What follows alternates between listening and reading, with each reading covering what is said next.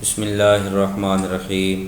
अज़ीज़ तलबा व तालिबात, मैं उम्मीद करता हूँ आप सब लोग खैरियत से होंगे और अच्छी तरह से अपनी तैयारी को कंटिन्यू किया हुआ होगा। जैसा कि हम डिस्कस कर रहे थे फार्माकोलॉजी के हवाले से कि हमने अपने फोर्थ चैप्टर में प्रोटॉन पंप इनहिबिटर्स की बात की थी कल के लेक्चर में, और उसके साथ साथ हमने अपनी इरिडिकेशन थेरेपी पे बात की थी और उसको कंटिन्यू करते हुए हम नेक्स्ट आगे अपनी एंटी एमेटिक ड्रग्स पे बात कर रहे थे। एंटी एमेटिक ड्रग्स में हमने प्रीवियसली उसको उसकी क्लासिफिकेशन में डिवाइड किया था, ठीक है। उसमें हमने उसको मेनली 3 क्लासेस में डिवाइड किया था। तो आज हम एंटी एमेटिक ड्रग्स को आगे थोड़ा सा डिस्कस करते हैं। तो आपके पास आज हमारे जो टॉपिक ऑफ डिस्कशन है उसमें मेटोक्लोप्रामाइड है। क्या चीज़ है? मेटोक्लोप्रामाइड। तो मेटोक्लोप्रामाइड क्या चीज़ है? Basically metoclopramide is a medication use mostly for stomach and oesophageal problems. It is commonly used to treat and prevent nausea and vomiting, to help with emptying of the stomach in people with delayed stomach emptying. ऐसे लोग जिनमें stomach emptying delayed होती है, and to help with gastroesophageal reflux disease GERD, gastroesophageal reflux disease. It is also use to treat migraine headache. Migraine की वजह से जो आधे सर में दर्द होता है, आधे सर का जो दर्द है, उसको भी हम मेटोक्लोप्रामाइड के साथ से इस्तेमाल करते हैं. तो यहाँ तक जो हमने बात की कि ये वो मेडिकेशन है जो मोस्टली यूज़ होती है मैदे और एसोफेगस प्रॉब्लम के लिए. एसोफेगल जो आपकी खुराक की नाली है उसकी जो प्रॉब्लम है उसके लिए आपकी आपकी मेटोक्लोप्रामाइड यूज़ होती है. तो मेनली जो है इसका जो ट्रीटमेंट है ये प्रिवेंट करता है आपका दिल ख़राब होना, जिसको आप नाजिया का नाम देते हैं, नाजिया, और वॉमिटिंग, आपको उल्टी का आना, उसको प्रिवेंट करता है मोस्टली.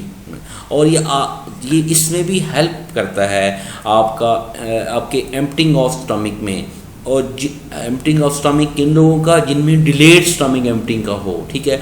और ये गैस्ट्रोएसोफेगल रिफ्लेक्स डिजीज़ जो है, जो हमने बारहा आपको उसके बारे में बताया है, उसको ट्रीट करने में भी आपके लिए मेटोक्लोप्रामाइड हेल्पफुल साबित होता है.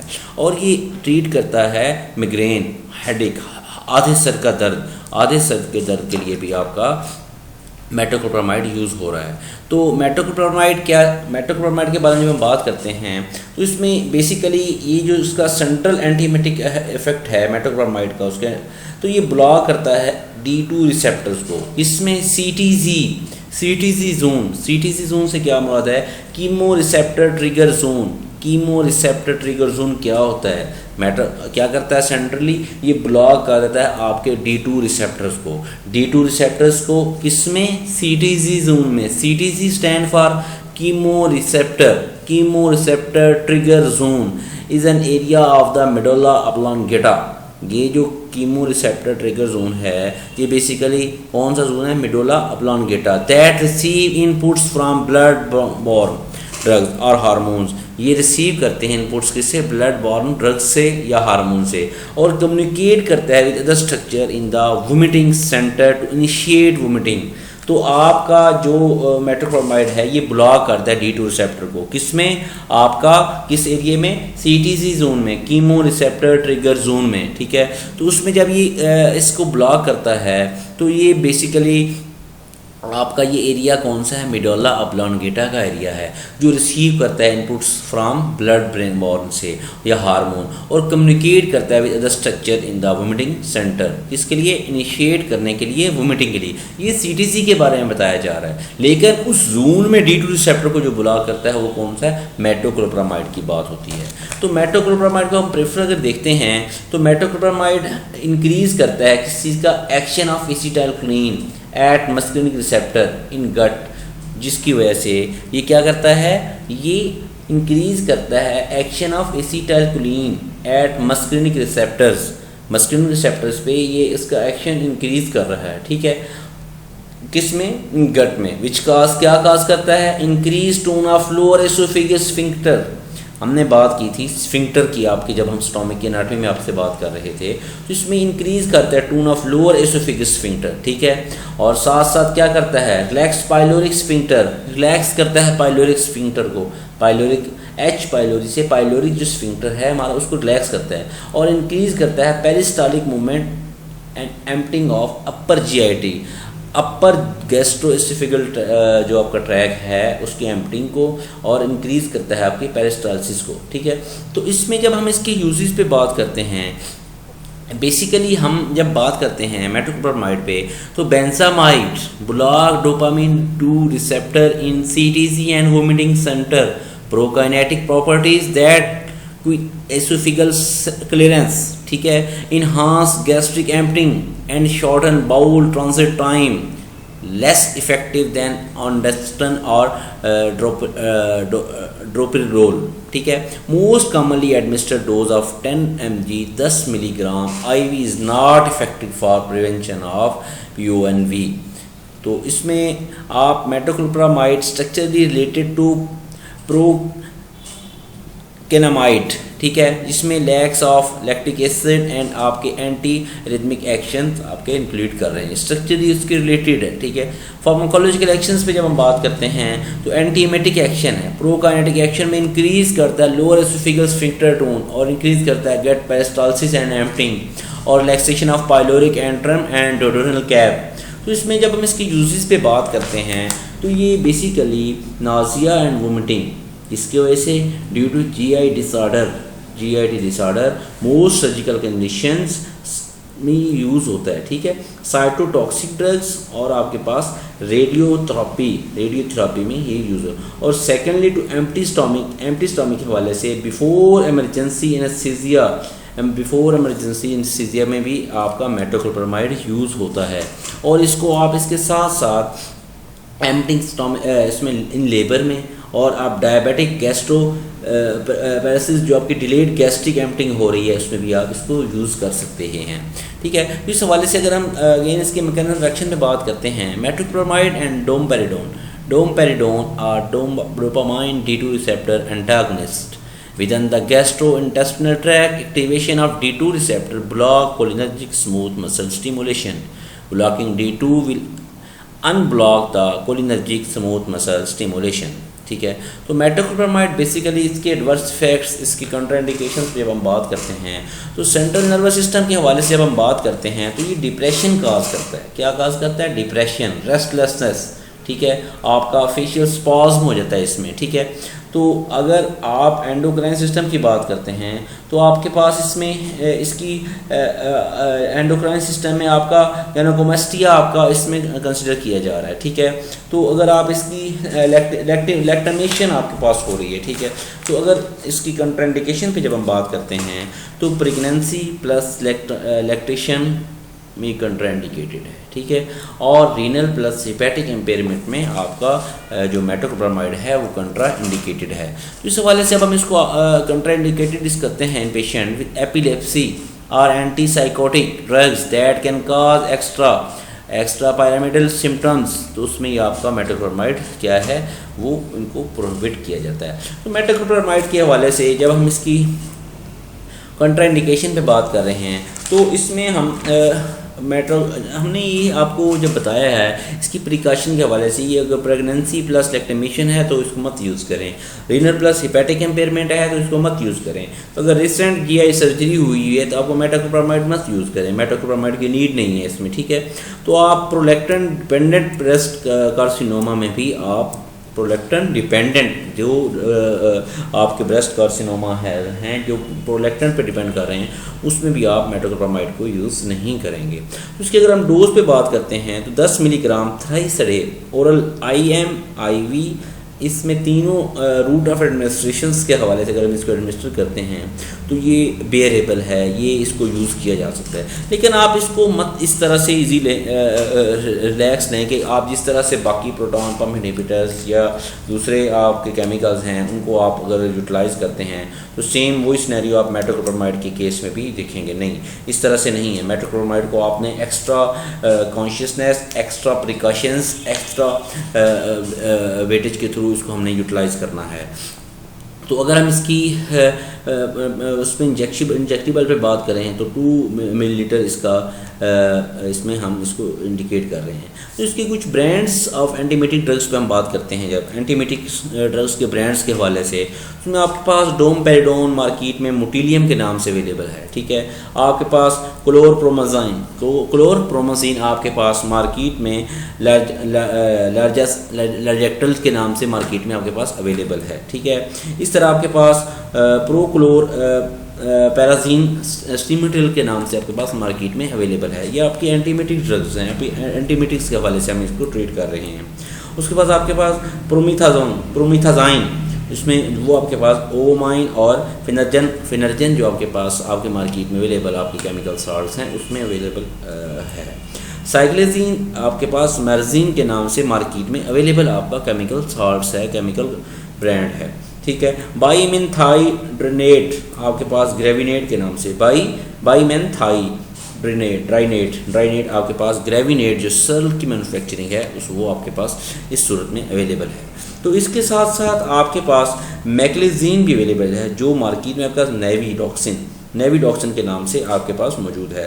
तो यहाँ तक हमारी एंटीमेटिक ड्रग्स, उनके ब्रांड नेम्स, उनकी कंट्राइंडिकेशंस, उनकी यूजेस, उनके मैकेनिज्म एक्शन पे हमारी बात वाइंड अप होती है। तो इसका नेक्स्ट जो हमारा है हम उसमें बात करते हैं कि डायरिया क्या चीज़ है, डायरिया उसकी ट्रीटमेंट और डायरिया के बारे में हम थोड़ी सी बात करते हैं। सबसे पहले हम जो डायरिया के बात करते हैं, डायरिया को हम किस तरह से डील कर सकते हैं, डायरिया का किस तरह से हमारा अगर खुदा न खास्ता किसी बॉडी को डायरिया हो गया है तो उसको किस तरह से डील किया जा सकता है।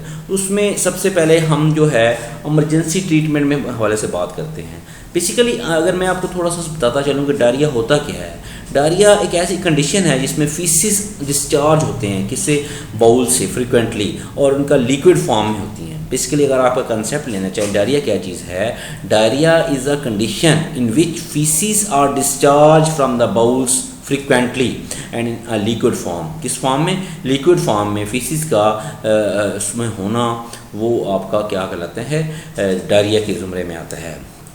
तो मेनली ये वायरसिस डायरिया होता है जिसमें आप उसको हम उसकी डिटेल में भी बात करते हैं। तो इसके हवाले से see emergency treatment if diarrhoea last more than 3 days, अगर ये 3 से ज़्यादा दिनों की तरफ जा रहा है आपका डायरिया तो आपको एमरजेंसी कंडीशन एमरजेंसी की तरफ लेके जा रहा है। आप एमरजेंसी देखें।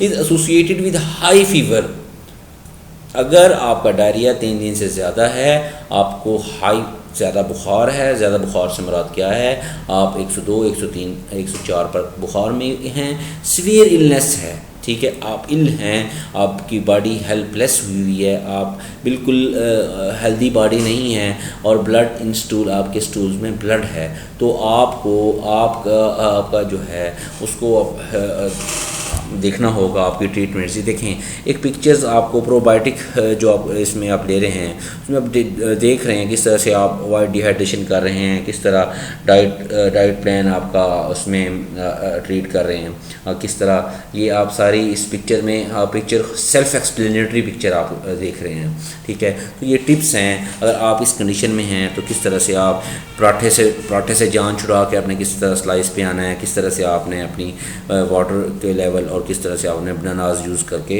इसको ट्रीट करना है। तो इसकी मेनली कुछ डायरिया की काजेज़ हैं कि डायरिया किस वजह से हो रहा है, उसकी काज क्या है, हमने उनको इनलिस्ट किया है। तो उसमें हम देख सकते हैं कि बेसिकली इसकी काजेज़ जो हैं वायरल हो सकती है, ठीक है, बैक्टीरियल हो सकती है, ठीक है, पैरासिटिक हो सकती है, ट्रैवलिंग डायरिया हो सकता है, मेडिकेशंस की वजह से डायरिया हो सकता है। समटाइम अगर आप कोई ऐसी दवाई ले रही हैं जिसकी वजह से आपका पेट आप एंटीबायोटिक्स का ये फिनोमेना होता है, फूड एलर्जी की वजह से हो सकती है, कोई ऐसी फूड ले रहे हैं जिसकी वजह से आपका पेट में खुदा न खासा कोई मसला आ रहा है, डाइजेस्टिव डिसऑर्डर की वजह से हो सकती है, ठीक है, और आर्टिफिशियल स्वीटनर की वजह से भी जो हम अपने सिरप्स में अपनी मेडिसिन में यूज़ करते हैं उनकी वजह से भी हो सकता है।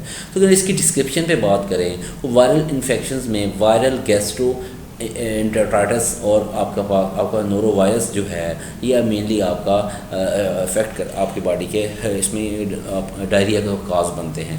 बैक्टीरियल इन्फेक्शन में जब बात करते हैं ई कोली, आपका सल्मोनेला और शिगेला जो आपके बैक्टीरियाज हैं ये मेनली काज करते हैं आपके वायरसेस, आपके बैक्टीरिया जो आपके बॉडी में डायरिया काज करते हैं। पैरासिटिक इन्फेक्शन में जब हम बात करते हैं एंटोमोबिया लैटिका और आपका जो गार्डिया है ये काज कर सकते हैं आपका डायरिया।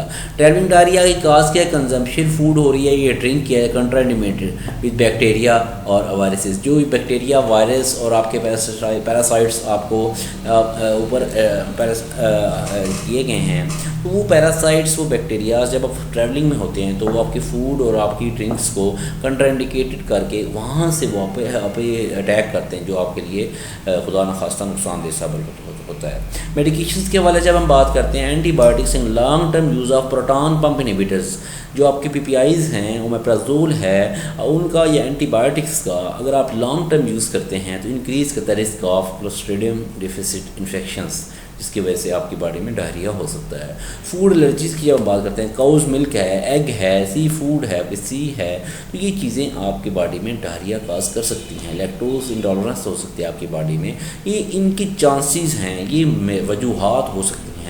जैसे हम बात करें डाइजेस्टिव डिसऑर्डर की, इरिटेबल बाउल सिंड्रोम और अल्सरेटिव कोलाइटिस जो है ये आपकी बॉडी का डायरिया काज कर सकता है, काजेज हैं। आर्टिफिशियल स्वीटनर में मेंटोल, आपकी सार्बिटोल, ज़ेरोटाइड और इन शुगर फ्री कैंडी जो आपकी गम्स में इस्तेमाल होता है, तो ये भी आप में डायरिया काज कर सकता है। तो मेनली ये सारी चीज़ें जो आपकी बॉडी में डायरिया की वजूहात बनती हैं। तो इसमें आप डायरिया की कंडीशन पे जब हम बात करते हैं तो डायरिया हम माइल्ड, मॉडरेट टू स्वे डायरिया, हम इसको 3 कैटेगरी में डिवाइड करेंगे।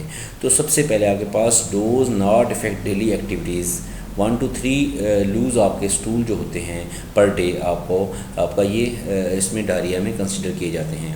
और आपके पास हाइड्रेट लोपिरामाइड 4 mg उसमें ट्रीट करते हैं 2 mg after each bowel movement.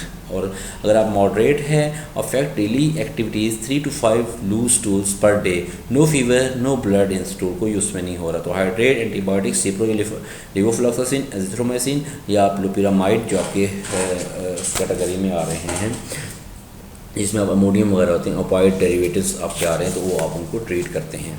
तो इसके हवाले से अगर आप सवेयर पे बात करते हैं, disable 5+ loose stools per day आ रहे हैं, फीवर भी है, ब्लड स्टूल्स भी हैं, तो उसमें हाइड्रेट और आपके पास एंटीबायोटिक्स और लोपिरामाइड अमोनियम जिसको आपकी मार्केट में मिल रहा है, इज़ कंट्रावेंशियल विथ फीवर और ब्लड स्टूल्स, ये कंट्रावेंशियल है आपका इसमें। तो ये आपके कुछ स्टेजेस हैं इसके हवाले से, डायरिया के हवाले से। तो अगर ट्रीटमेंट पे बात करते हैं डायरिया के ट्रीटमेंट पे, तो बेसिकली आपके पास फ्लूइड प्लस इलेक्ट्रोलाइट ट्रीटमेंट है, जिसमें आप फ्लूइड प्लस इलेक्ट्रोलाइट में आपके पास ORS है, डेक्सट्रोज है, स्लाइन है, रिंगर लैक्टेट सॉल्यूशंस हैं, ठीक है। और आपके पास एंटी डायरियल है, जिसमें आपके पास GI एब्जॉर्बेंट्स हैं, कोलिन आपके पास है, पेक्टिन है, ठीक है। आपके पास स्ट्रिंजेंट है, जिसमें आपका कैटिचो है, ठीक है, कर्मिला है, ठीक है। आपके पास एंटी मोटिलिटी ड्रग्स में जब हम बात करते हैं तो एंटी मस्क्रीनिक में एट्रोपिन आपके पास है, ओपाइड डेरिवेटिव्स में आपके पास लोपिरामाइड ओमीडियम के नाम से आपके पास मार्केट में अवेलेबल केमिकल सॉल्ट है। तो इसके हवाले से जब हम बात करते हैं फार्माकोलॉजिकल थेरेपी में ड्रग्स यूज़ होती हैं डायरिया के लिए, mainly anti motility agents. Anti motility agents में आपके पास कौन से आ रहे हैं, एंटी मस्क्रीनिक और opioid derivatives. Anti motility, anti muscarinic में आपके पास एट्रोपिन भी आपका डायरिया में इस्तेमाल होता है, और प्रोपनथाइलिन, और ओपाइड डेरिवेटिव्स में आपके पास लोपरामाइड आपके एंटी मोटिलिटी एजेंट्स में आते हैं। जब हम एड्जॉर्बेंट्स की बात करते हैं तो आपके पास कोलिन और पेक्टिन एज एड्जॉर्बेंट्स इस्तेमाल होते हैं। एंटी सेक्रेटरी कंपाउंड्स पे जब हमने बात की थी, तो एंटी सेक्रेटरी कंपाउंड्स भी आपके डायरिया में इस्तेमाल होते हैं। एंटी सेक्रेटरी कंपाउंड्स में हमने मेनली आपके साथ ये आपके जो H2 रिसेप्टर एंटागोनिस्ट हैं, इनको हमने बात की थी, ठीक है। तो उसमें हमने इसको आपको बताया था। और आपके साथ एंटीबायोटिक्स, ठीक है, आपके डायरिया में इस्तेमाल की जा सकती हैं। और एंजाइम्स और इंटेस्टिनल माइक्रोफ्लोरा, जो ये चीज़ें भी आपकी डायरिया की जो स्पेसिफिक ट्रीटमेंट है उसकी तरफ आपको लेके जाती हैं। तो अगर हम बात करें तो स्पेसिफिक ट्रीटमेंट ऑफ कासेस, तो एंटीबैक्टीरियल जो है आपके पास सिप्रोफ्लॉक्सासिन, और आपका जो एमिबिसिड है, एमीबाइसाइड्स हैं, उसमें आपके पास मेट्रोनिडाजोल फॉर एमीबेटिक डिसेंट्री के लिए यूज़ किया जा सकता है। Withdrawal of food causing diarrhoea, withdrawal of drug causing diarrhoea, ये जो विड्रॉल फूड और विड्रॉल ऑफ ड्रग है तो वो आपको डायरिया की तरफ लेके जाता है। तो इसमें हम अगर ड्रिप्स यूज़ करते हैं तो normal saline plus dextrose saline की मेनली इसको हम यूटिलाइज़ करते हैं। तो अगर हम बात कर रहे हैं अगर पेशेंट अनेबल है ORS के लिए, तो orally initially the rate of infusion is kept fast 2 to 3 litre in 3 hours. 3 घंटों में 2 से 3 लीटर तक हम उसकी जो इन्फ्यूजन है वो हम उसको एडमिनिस्टर करते हैं। तो ये उसका रेट जो है तो स्लो होता है अगर पेशेंट को ORS ओरली आप नहीं दे सकते। तो जो कोलिन है ये in powder form of hydrate aluminium salicylate के तौर पे इसमें किया जा सकता है। तो यूजेस में डायरिया, रिसेंट्री और डिसेंट्री आपको इसमें कंक्लूड कर सकते हैं। तो अगर डायरिया बेसिकली जब हमने कहा व्हाट इज़ डायरिया, तो डायरिया में आप थोड़ा सा अगर इतनी सारी स्कीम पढ़ने देखने के बाद एंड पे मैंने ये स्लाइड इसलिए लगाई है ताकि आपको थोड़ा आइडिया हो जाए हमने जो पढ़ा, हमने मेडिसिन का कितना इस्तेमाल है और हमारा अपना कितना किरदार है अपना डायरिया ख़त्म करने के लिए। 5 होम रेमेडीज़ हैं, 5 होम रेमेडीज़ हैं जो आपको डायरिया को ट्रीट करने के लिए इस्तेमाल कर सकते हैं। उसमें आपके पास सबसे पहले जो है ईट करते हैं सूथनिंग फूड्स और and foods that are easy to digest, ठीक है। उसके बाद स्टे हाइड्रेट रहें बट गेट एनफ रेस्ट, ठीक है। उसके बाद आप यूज़ करें एसेंशियल ऑयल्स को, किसको, एसेंशियल ऑयल्स को यूज़ करें और ट्राई करें ऐसे सप्लीमेंट्स को, प्रोबायोटिक्स को, डाइजेस्टिव एंजाइम्स को, ग्लूटामाइंस पाउडर को जो आपके जूसेस जो आपको डायरिया से बचा सकते हैं। तो first of all eat soothing food that are easy to digest, easily digest हो सके और आप स्टे हाइड्रेटेड रहें, ठीक है। उसके बाद आप गेट एनफ रेस्ट, उसमें आप अपने प्रॉपर रेस्टिंग को कंक्लूड करें। उसके बाद आप से सप्लीमेंट्स इस्तेमाल करें जो आपके डायरिया के लिए आपको हेल्पफुल साबित होते हैं, जैसे बनानाज वगैरह है, आप इसबगोल वगैरह इस्तेमाल करते हैं तो आपके प्रोबायोटिक्स में आते हैं, ठीक है। और आप इसके साथ एसेंशियल जो ऑयल्स हैं उसको आप इसमें ऐड कर सकते हैं। तो इसके साथ साथ आपके पास कुछ टिप्स हैं ट्रीट करने की। स्किन इरिटेशन फ्रॉम डायरिया, अगर आपकी स्किन इरिटेशन हो रही है तो उसमें आप डायरिया में किस तरह से उसको ट्रीट करेंगे। तो उसमें आप उस पर करते हैं, अप्लाई करते हैं एक बैरियर क्रीम, ठीक है। उसमें अवॉइड करते हैं हार्ड बाथ्स को एंड शावर्स वगैरह को अवॉइड कर रहे हैं, ठीक है। आप ड्रिंक कर रहे हैं प्लेंटी ऑफ लिक्विड उसमें आप वो कर रहे हैं और आप बैठे हैं एक कुशन के ऊपर बैठे हैं, नॉर्मल सीट के ऊपर ना बैठें, अवॉइड करें प्रोलॉन्ग सीटिंग को और अवॉइड करें डेयरी मिल्क्स को। आपकी जो डेयरी मिल्क हैं, जो डेयरीज वगैरह हैं, मिल्क वगैरह की जो पोजीशनिंग है आप उसको उस दौरान में अवॉइड करें, आप उसको उसमें शामिल ना करें। अगर आप उसको उसमें शामिल करते हैं तो खुदा न खास्ता वो आपके डायरिया को प्रोलॉन्ग करने की तरफ लेके जाता है। तो ये यहाँ तक जो हमारी सारी डिस्कशन थी ये हमारी डायरिया के हवाले से थी कि डायरिया किस तरह से आपकी बॉडी में फैल सकता है। तो हमारी आज की सारी डिस्कशन में हम इसमें हमने ट्रीट किया कि डायरिया को किस तरह से ट्रीट करते हैं और हमने मेटोक्लोप्रामाइड का जो यूज़ है, उसके मैकेनिज़्म ऑफ एक्शन है, उसका एडवर्स इफ़ेक्ट है, उसके प्रिकॉशंस हैं और उसके कंट्राइंडिकेशंस हैं, उस पर हमने बात की कि किस तरह से हम इसको कर सकते हैं। हमने कुछ ब्रांड्स के हवाले से भी बात की है कि मेटोक्लोप्रामाइड किस तरह से किस किस ब्रांड में हम इसको कंक्लूड कर रहे हैं। तो इसके हवाले से जब हमने इसको आगे बढ़ाया तो हमने अपने डायरिया के ट्रीटमेंट पर बात की कि डायरिया में क्या क्या चीज़ हम शामिल कर रहे हैं, कौन कौन सा केमिकल साल्ट उसमें इंक्लूड हो रहा है और किस तरह से हम उसकी ट्रीटमेंट कर रहे हैं। तो इसके साथ साथ हमने कुछ डायरिया के स्पेसिफिक ट्रीटमेंट में बात की, डायरिया की काजेज़ पे बात की और उसकी नॉर्मल सलाइंस के हवाले से और उसका ORS के एडिशन पे बात की कि किस तरह से कितना ORS आपकी बॉडी को डायरिया के लिए इनटेक करना ज़रूरी है। तो यहाँ तक ये जो हमारी सारी डिस्कशन थी कि डायरिया के हवाले से थी। तो नेक्स्ट टाइम इंशाल्लाह लेग्जेटिव, परगेटिव और आपका इसमें जो आपकी एंटी कॉन्स्टिपेटिव और आपकी कॉन्स्टिपेशन के हवाले से जितनी भी डिस्कशन है, उनकी ड्रग क्लासिफिकेशन है जिसमें आपके पास बल्क लेग्जेटिव्स हैं, स्टिमुलेंट हैं, ठीक है, स्टूल सॉफ्टनर हैं, ठीक है, उसमें मिसलेनियस भी आते हैं, तो उस पर हम बात करेंगे। फिर उसके उनके मैकेनिज्म एक्शन जो आपके बल्क लेग्जेटिव हैं और स्लाइन परगेटिव्स हैं, उनके मैकेनिज्म एक्शन, उनके ड्यूरेशन ऑफ एक्शन और उनके एडवर्स इफेक्ट्स पे बात करेंगे। एंथ्राक्योनल परगेटिव्स की उस पर भी हम इंशाल्लाह मैकेनिज्म एक्शन कल लेक्चर में बात करेंगे। इसमें यहाँ तक लेग्जेटिव परगेटिव के हवाले से बात कंप्लीट करने के बाद हमारा ये सेक्शन सी सेक्शन भी कंप्लीट हो जाएगा। उसके बाद हम अपने रिस्पायरेटरी सिस्टम जो हमारा चैप्टर नंबर 4 का हमारा डी सेक्शन है हम उसकी तरफ मूव करेंगे।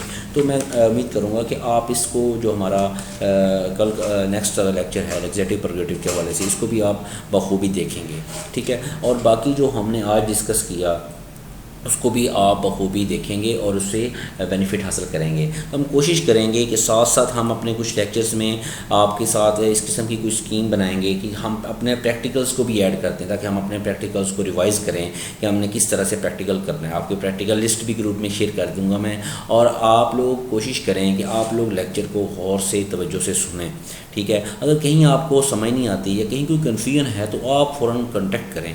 आप लोगों का रिस्पांस ना होने के बराबर है। तो मैं आप लोगों को ये एडवाइस करूँगा, आप लोगों के पास टाइम बहुत कम है, पछताने के लिए बहुत टाइम पड़ा है, आप पछताएंगे सारी ज़िंदगी। अब ये जो टाइम है आपका मेहनत का टाइम है, बहुत ज़्यादा आपने इंजॉय कर लिया, बहुत ज़्यादा आपने टाइम ज़ाया कर लिया। अब खुदारा आप हमारी लाज रखें, हमारी मेहनत की वो करें। तो आप रिस्पॉन्स करें, आप पढ़ें, देखें, चीज़ समझ नहीं आती चीज़ पूछें, ठीक है। हम आपके रिस्पॉन्स का वेट कर रहे हैं, आपके टीचर्स आपके रिस्पॉन्स का वेट कर रहे हैं, ठीक है। फार्माकोलॉजी के हवाले से किसी किस्म का आपको कोई कन्फ्यूजन, कोई मसला, कोई परेशानी आपको होती है तो आप लाजमी मुझसे पूछें, ठीक है। क्वेश्चन करें, आपके क्वेश्चन आपका अच्छा रिस्पॉन्स होगा जो आपको एग्ज़ाम में भी हेल्पफुल साबित होगा। मैं उम्मीद करूँगा आप इन बातों को अपने पल्ले बांधेंगे, इनसे फ़ायदा हासिल करेंगे। अल्लाह ताला आप लोगों को कामयाब करे। Good luck.